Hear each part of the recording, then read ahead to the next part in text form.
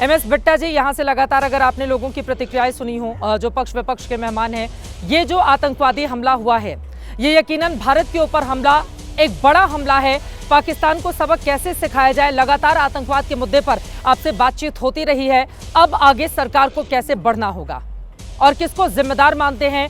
धर्म के आधार पर जो महिलाओं ने बयान दिया, हिंदू पहचान होने की वजह से चुन चुन कर उनकी टारगेट किलिंग की गई। देखो चित्रा जी, मैं आपको एक बात बिल्कुल दिल से स्पष्ट से कहूं, हर भारतीय को सबसे पहले ये महसूस कराना होगा देश की जनता को, चाहे हिंदू है, मुसलमान है, सिख है, ईसाई है, राष्ट्र प्रथम, मेरा धर्म भारत मां, मेरी जात वंदे मातरम। मेरे से अगर सवाल को पूछता है, अगर आप सवाल पूछेंगे तुम सरदार पहले हो या भारतीय, मैं फख्र से कहूंगा सबसे पहले मैं भारतीय हूं। अभी मैं वाड्रा की स्टेटमेंट सुन रहा था किसी चैनल के ऊपर। अरे इस टाइम पे ये स्टेटमेंट देना कि मुसलमानों पे जुल्म हो रहा है, ना हिंदू की बात ना मुसलमान की बात। सवाल उन बेकसूरों की जिनको पैंटों को उतार करके, जिनके आइडेंटिटी कार्ड को देख करके हमारी बहनों के सामने उनके पतियों को शहीद कर दिया गया, उनके पतियों को, उनके बच्चों को शहीद कर दिया गया।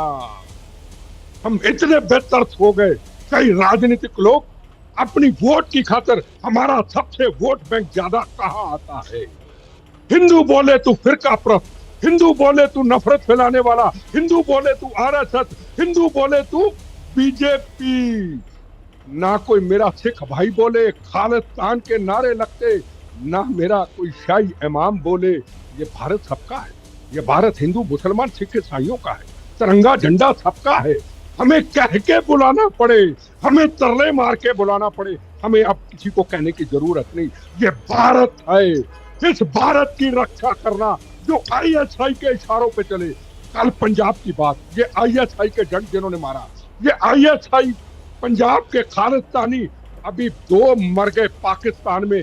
उनका क्रियाक्रम कहाँ हो रहा है? अमृतसर के पंजाब के अंदर। और धर्म के ठेकेदार, धर्म के जिम्मेदार लोग उसका क्रियाक्रम करके उनको सम्मानित कर रहे। तेरा पति तो योद्धा था जिन्होंने हजारों बहनों के सुहाग उजाड़ दिए, और आज ISI के एजेंटों ने, अरे ये भारत बना दिया जाए इन्होंने धर्मशाला। ये जो हम ये सोचते हैं ना इन लोगों के बारे में, इन चंद लोगों के बारे में सोचते हैं ना, अरे सरदार, अरे मुसलमान, अरे फलाना टूट जाएगा, टूटना कुछ नहीं है। भारत मां ना टूटे। आज तक आप मुझे बताइए अपने चैनलों के अंदर कौन कौन से धर्म के लोगों ने आके यहाँ जोर से आवाज उठाई? छोटी छोटी आवाज आई, ऐसी आवाजें नहीं निकलती। हिंदू बोल देगा ना अभी, अरे तू तो फिरका प्रश्न है। ये हिसाब चुकाना होगा तो क्यों पेंटे उतारी उनकी, क्यों आइडेंटिटी कार्ड देख के हिंदू समझ के मारा गया? बांग्लादेश में हिंदू मारा जाए, बंगाल में हिंदू मारा जाए, और कनाडा के अंदर हनुमान मंदिर पे हमला हो, अक्षरधाम पे अमेरिका में हमला हो, तिरंगे झंडे को पैरों में रोदा जाए, फुटबॉल बना के कनाडा अमेरिका के अंदर, और महाकुंभ में 7 करोड़ हिंदू श्रद्धालुओं के भीड़ पे पन्नू पाकिस्तान का एजेंट कहे मैं बम्बों से उड़ा दूंगा और राम जन्मभूमि को उड़ा दूंगा, और मेरा सिख भाई कोई ना बोले। ये भारत किसका है? किसने गाली देनी दे? बात सच्चाई ये है, अभी जो वाड्रा ने बोला उसका जवाब देना होगा। क्या इस वक्त ये बात कहने की जरूरत थी कि मुसलमानों पे जुल्म हो रहा है? क्या कहने की जरूरत थी? क्या ये आग लगाने का काम नहीं है? याद रखना, कोई कहे ये सरकार इस्तीफा दे, फलाना दे, अरे पहले क्या होता रहा? 7 साल पहले क्या होता रहा?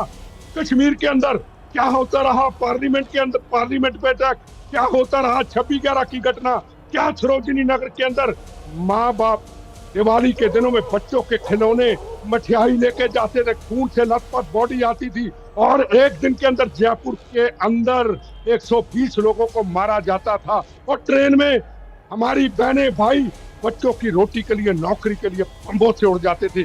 आज वो भारत बनाया। अगर ये घटना हुई है उसकी जांच होनी चाहिए, पर मैं कहूंगा कभी प्रदीप जी की वो बात कहनी है। एक बात यही, इस देश के पहरेदारों से संभल के रहना, अपने घर में छुपे हुए गद्दारों से। कौन गद्दार हिंदुस्तान से है जो इस हिंदुस्तान में अभी भी कर रहे हैं? और ये कश्मीर नहीं, अब पूरे हिंदुस्तान में हमें अलर्ट रहना बिल्कुल। सरकारों को अलर्ट रहना ये होगा। बहुत- और खास तौर पे मैं बता ये दूं, बहुत अहम बात आपकी ओर से कही गई है जी। ये बहुत अहम बात आपकी ओर से कही गई है। एक एक प्रतिक्रिया में हमारे साथ पूर्व सेना के अधिकारी लोग जुड़े हुए हैं, उसके बाद में फौरन आपके पास आऊंगी, लेकिन बहुत अहम बात आपकी ओर से कही गई है और इसी को लेकर मैं आगे बढ़ूंगी। मेजर जनरल के सिन्हा जी, पहली टिप्पणी आपकी मैं चाहूंगी। अभी ये जो हमला हुआ है उसका प्रारूप, उसकी स्थिति देखकर आप क्या कहना चाहेंगे और पाकिस्तान को सबक सिखाने के लिए भारत सरकार को कैसे अपने कदम आगे बढ़ाने चाहिए?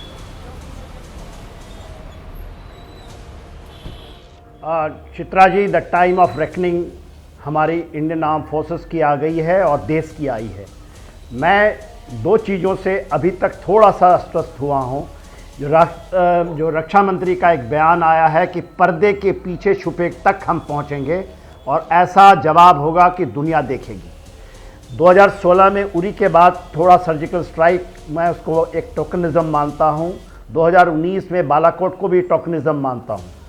ये लड़ाई यदि हम इस तरह से लड़ेंगे जो पहले हमने लड़ी है तो एक टोकनिज़म है, शायद आप उसको ऑक्सीजन देने का काम करते हैं। Time of reckoning has come. मैं तो ये देखता हूँ ये आर पार की लड़ाई है, ये नहीं कि ऑल आउट वॉर। मैं वॉर मॉन्गरिंग नहीं कर, उसके बहुत आयाम और बहुत तरीके हैं। We are capable, we have to go all out. ये टाइम फिर आपको नहीं, हमारे 28 लोगों की शहादत 26/11 की शहादत से बड़ी है या उसके पैरेलल में है। वो मौका आया था, हमने खोया। हमने मौका कारगिल का खोया। हमने मौका यदि हम इसको जाने दिए तो आप देखिएगा इंडिया के अंदर में जो हमारे चीज़ों के ऊपर जो बिलीव करते हैं, इवन आर्म फोर्सेस के ऊपर से हमारा विश्वास खत्म हो जाएगा। ऐसा नहीं हो सकता। देखिए, चीज़ें हुई हैं, उसका विश्लेषण हम कर लेंगे। मतलब time of reckoning has come, we have to act. और ये जो आपने अभी दिखाया बडेरा या जो है, they are the overground worker of Pakistan. चैनलों में बैठे हुए कुछ लोगों के बयानों से ये बू आती है। कौन सा देश ऐसा है जिसमें पक्ष विपक्ष होता है जब वहां पर इस तरह की त्रासदी होती है? और उस त्रासदी के बीच में यदि कोई भी पक्ष लेता है, चाहे किसी भी तरह से, आपके चैनल में भी बैठे लोगों ने, मैं सुना उनकी बात, कुछ लोग वो भी ये दिखाना चाहते हैं, ये राजनीति करना चाहते हैं। अभी वक्त विपक्ष का समय है, देश के ऊपर त्रासदी है ये।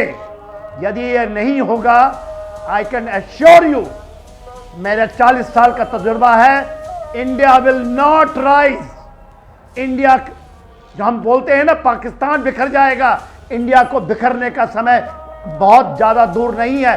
मैं आपको इंगित करता हूं, यदि हम इसी तरह ओवरग्राउंड वर्कर, चाहे बडेरा हो, चाहे चैनल में बैठे हुए अभी जो कुछ बोल रहे थे, ये लोग मिर्जा जाफर से भी ज़्यादा डेंजरस हैं। का आप जम्मू एंड कश्मीर में 9 से 11,000 तक ओवरग्राउंड वर्कर्स हैं। वो पाकिस्तान से भी ज़्यादा डेंजरस हैं। वो सत्ता में हैं, वापस आए हैं और आएंगे। यदि आपने एक्शन नहीं किया तो ये चीज़ आप फिर बैठेंगी और फिर देखेंगे ये चीज़ हो रही है। ये बड़ी बात आपकी ओर से कही गई है। जिस तरह के हालात हैं उसके मद्देनजर सरकार को अब क्या कड़े कदम उठाने चाहिए। Major general SP Sinha ji, अब सीधे आपके पास आते हुए, मौजूदा जिस तरह के हालात है, देखिए पर्यटकों पर इस तरह के हमले अमूमन हमने नहीं देखे पिछले 15-20 सालों में। अब हमला होता है, 26 लोगों की जानें जाती हैं। जो पीड़ित हैं, जिन्होंने अपने लोगों को खोया है अपनी आंखों के सामने, वो ये आरोप लगाते हैं कि धर्म के आधार पर उनको मारा गया है। ये क्या दर्शाता है? पहले तो दिवंगत आत्माओं को मेरा प्रणाम और श्रद्धांजलि में देता हूं और भगवान को के प्रार्थना करता हूं कि उनके परिवार को शक्ति दे कि इतनी दुखद घड़ी में वो अपना मन का संतुलन बना के रखें। कहना बहुत आसान है कि मन का संतुलन बना के रखें, पर मैं जानता हूं कि पीड़ा इतना गंभीर है कि मन को संभालना बहुत मुश्किल हो जाता है। क्योंकि मैं दूर बैठा हूं, मैं रिश्तेदार नहीं हूं, तो भी मुझे दर्द हो रहा है। तो परिवार वालों को कितना दर्द हो रहा होगा सोचिए। लेफ्टिनेंट नरवाल, जो सिर्फ करीब 18 दिन का शादी का टाइम हुआ, 18 उससे भी कम, 10-12 दिन की शादी, वो हनीमून के लिए वहाँ गया था और बेचारा चला जाता है। उस यंग गर्ल, छोटी सी बच्ची, उसका भविष्य क्या है? अभी तो वो शादी के फेरा कंप्लीट करके वो अभी तो गृहस्थ आश्रम में घुसी ही थी, और इन दानवों ने, इन राक्षसों ने उसको बर्बाद कर दिया, उसकी जिंदगी बर्बाद कर दी। ये गट्टर के कीड़े पाकिस्तानी, इनको सबक सिखाने की जरूरत है और सबक सिखाया जाएगा। दूसरी बात जो मैं कहना चाहता हूँ महत्वपूर्ण, कि आप देखिए हर एक चीज़ के पीछे एक टाइमिंग होता है, और टाइमिंग बताता है कि मुख्य उद्देश्य क्या है। तो मैं पाकिस्तान का मुख्य उद्देश्य बताना चाहता हूँ कुछ इंपॉर्टेंट बिंदुओं पे। वक्फ अमेंडमेंट बिल का पास होना,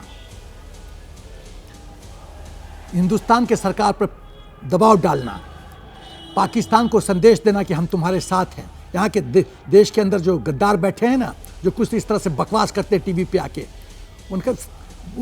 इनको तो सुओ मोटो सुप्रीम कोर्ट को चाहिए कॉग्निजेंस लेने का। ये क्या है, गद्दारी नहीं, ये तो है क्या? आप आत्माओं के साथ, दिवंगत आत्माओं के साथ, परिवार के साथ नहीं हैं और अभी भी राजनीति कर रहे हैं।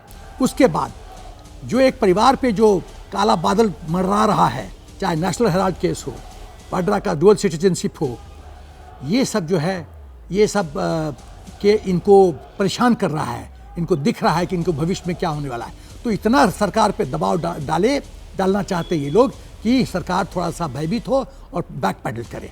तीसरी बात कि चाइना पाकिस्तान, बेसिकली चाइना जानता है कि यदि एशिया में, चाइना हिंदुस्तान की समस्या यह है कि चाइना समझता है कि यदि एशिया में, उसको विश्व में सब डोमिनेट करना है तो एशिया में डोमिनेट करना पड़ेगा, और एशिया में डोमिनेट करना है तो हिंदुस्तान को नीचे करना पड़ेगा, और हिंदुस्तान को नीचे करना है तो हिंदुस्तान को कमज़ोर करना पड़ेगा। यही है रणनीति, यही है राजनीति, यही है स्ट्रेटजी अप्रोच, यही वो कर रहे हैं। तो आप देखिए पूरे विश्व में इसकी निंदा हो रही है। पाकिस्तान और चाइना से एक शब्द दिया है, पाकिस्तान तो समझ में आती है ये बात कि वो कभी नहीं इस तरह की कुछ निंदा करेगा क्योंकि वो खुद इन्वॉल्व है, बट चाइना तुम मुझ चुप क्यों हो? उसके बाद में आता हूँ। सर, ये बड़ी बात आपकी ओर से कही जा रही है। और देखिए जो पीओके है, जहां पर इस हमले की साजिश रची गई, पीओके को लेकर भी क्या ये वक्त है कि जिसका जिक्र एक बार संसद के भीतर भी गृह मंत्री अमित शाह की ओर से की जा चुकी है, जब पीओके में बैठकर तुम हिंदुस्तान के खिलाफ, हमारे नागरिकों के खिलाफ साजिश रचोगे हमारी ही जमीन पर बैठकर, तो फिर तो कड़ी और बड़ी कार्रवाई होनी चाहिए ना। पीओके को लेकर जो प्लान ऑफ एक्शन की बात बार बार होती है, संसद में गृह मंत्री का एक अलग तरह का पीओके को लेकर बयान है, क्या ये वक्त आ गया है? इसको लेकर मैं आगे बढ़ूंगी, लेकिन